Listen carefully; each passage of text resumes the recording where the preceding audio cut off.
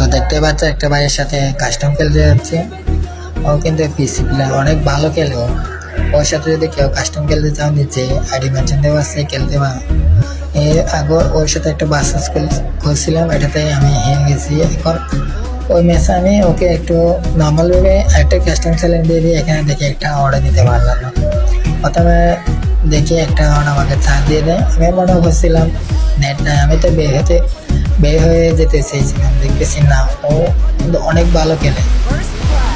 দেখতে পাচ্ছ ওর পিকার দিয়ে আমাকে যে শট দিয়ে দিচ্ছে, আমি তো ভয় পেয়ে গেছিলাম। এখানে দেখো আমাকে দাঁড়াতে দিতেছে, আমাকে ভালোভাবে একটু দাঁড়াতে দিলে তো আমি খেলতে পারতাম। বা এখানে দেখো ফার্স্ট নিয়ে উঠতেছিলাম, এখানে আমাকে হেড মেরে দিতেছে।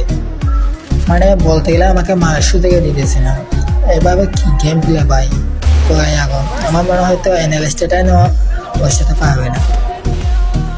তো এরপর একটা জিনক্স ভাইয়ের সাথে বাসেস করে দিয়েছিলাম। জিনক্স ভাইয়া দেখি ওর সাথে পায়নি, এত ভালো খেলে। আর যদি তোমরা কেউ খেলতে চাও মেনশন দিচ্ছি, এখানে প্লে মেসেজ দিলে ওই প্লে দিয়ে দিবে।